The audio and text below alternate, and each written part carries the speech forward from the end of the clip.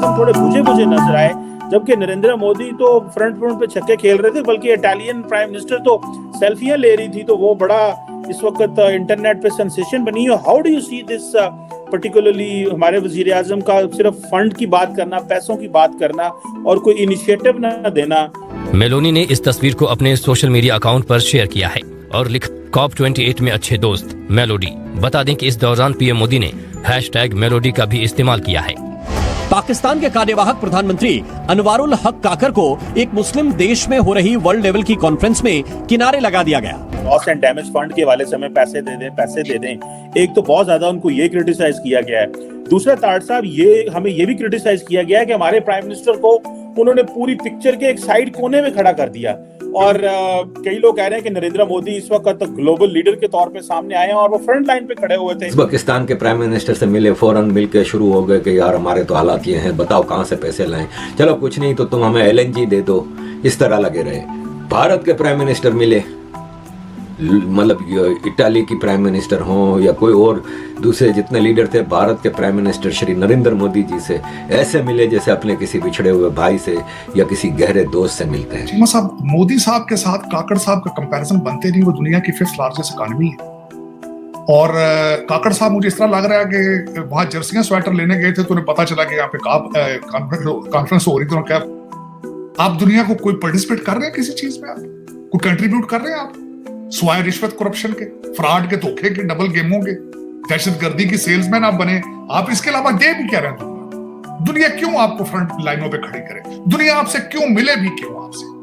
मेरा ये क्वेश्चन है। चाइनीज जिनके आपने सूबे बना दिए, बल्कि चीमा साहब जब आपने CPEC आप बेचा था पाकिस्तान, आपने ग्वादर बेचा था, आपके हर शहर के अंदर बैंक ऑफ चाइना की शाखें खोल रही थी। आपके हर शहर के अंदर चाइनीज जबान सिखाने की चीजें हो रही थी। बच्चियां जा रही थी, शादियां बेकरियां सन कुड़ियां तुहाडियां को 3000 कुड़ी बेचनी थी चाइना। आज जो भी बंद है वो भी परा हुआ है क्योंकि डॉलर आ रहे हैं। कोई फॉरेन पॉलिसी, मुझे कोई एक्सप्लेन तो करे फॉरेन पॉलिसी क्या है। दुबई में एक क्लाइमेट चेंज के हवाले से कॉन्फ्रेंस हुई जिसमें दुनिया भर के लोग आए और हमने देखा कि पाकिस्तान ने उस वक्त, पाकिस्तान का ये जो केयरटेकर प्राइम मिनिस्टर, ये सिर्फ घूमता फिरता रहता है।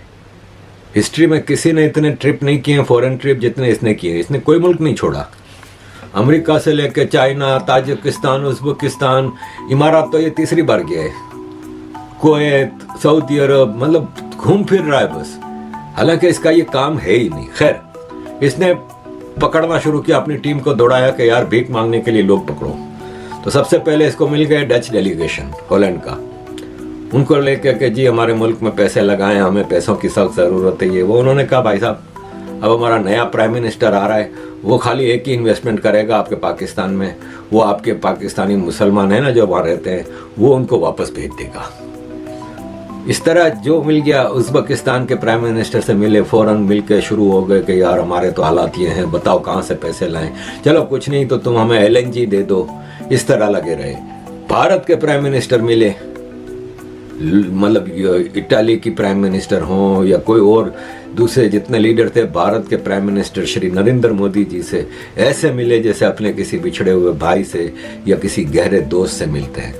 और जब फाइनल फोटोग्राफ आई ना, तो वो पाकिस्तानियों के लिए एक धचका था। उन्होंने सोचा मोदी जी होंगे कहीं कोने खचके में और हमारे कक्कड़ साहब तो इस्लाम की एटॉमिक पावर, इस्लाम का किला फ्रंट पे होंगे। तो वो कक्कड़ साहब पीछे की लाइन में भी सबसे कोने में अलग थलग रखा गया उनको, कि कोई इनके साथ खड़ा होने को तैयार नहीं था कि हमारे साथ खड़ा होगा तो भीख मांगना शुरू कर देगा। और मोदी जी फ्रंट लाइन में जॉर्डन के किंग और मैन लीडर्स के साथ खड़े थे। ये चीजें छोटी छोटी होती हैं, नोटिस करने वाली होती हैं। यहाँ मर रही है 42% हमारी इन्फ्लेशन, महंगाई है। और ये क्या है? और कहते हैं जी हमारा 1% मिशन है। बंदे खोते हैं तो फिर रहे थे, मिशन की तो नहीं। पेट्रोल तो लेके को नहीं सकता। सिर्फ लाहौर इस्लाम कराची में जो रूलिंग एलीट है, ब्रिटिश एजेंट है, सिर्फ वो तो तेल अफोर्ड कर सकते, बाकी सारी दुनिया तो साइकिल पर। मिशन किस चीज का होना? फिर आपके तो धुंध भी आती है तो वो उधर इंडियन पंजाब से वो आग लगाते तो आ जाती है, धुंध तो हटे थे। आप तो बिल्कुल साफ सुथरा पवित्र है। आपके तो पोल्यूशन में तो आपके है ही कोई नहीं। ना तो कोई चीज मैन्युफैक्चर हो रही पाकिस्तान के अंदर जिससे आप पोल्यूशन हो, कोई फैक्ट्री तो चल नहीं रही। हाँ, इट्टां दे भट्ठियां नाल बाकी हो सकती पोल्यूशन हो रही हो। क्योंकि मलक रियाज साहब ने बैरिया टाउन ਜਿਹੜਾ ਉਹ सिर्फ प्लाटा नहीं तो काम है पाकिस्तान और कौन सी चीज मैन्युफैक्चर हो रही जिससे आप पोल्यूट करें चीजों क्या है पाकिस्तान की, क्या फॉरेन पॉलिसी कि हम किस चीज को रिप्रेजेंट कर रहे हैं दुनिया में, हमारा मोटिव क्या है, हम जाना कहाँ चाहते हैं, डेस्टिनेशन क्या है, हमारे एलाइज कौन है। लेकिन उसमें चीमा साहब आज अफसोस वाली बात है कि आज काकड़ साहब लोग सही कह रहे हैं कि गए क्यों थे वहां पे, को बुलाया था इन्होंने, किसी ने इनको बुलाया था वहां पे। हाँ ये है कि आपका, बल्कि आपने इसके काप से क्या लेना था, आपने पहले स्विट्जरलैंड के अंदर एक दफा इसी का रोना किया था, इसी इन्वायरमेंट का। लेकिन इन्वायरमेंट के बारे में लोग इतने ही सीरियस हैं, जिस तरह एक पॉलिटिकल मूवमेंट सी है, गेट टुगेदर है, नेटवर्क की है। उसकी वजह बताता हूं कि दो बड़ी ताकतें तो उसमें आई नहीं जो दुनिया के सबसे बड़े पोल्यूटर है, ना अमेरिका गया ना उसमें चाइना गया, आप अंदाजा लगा लें।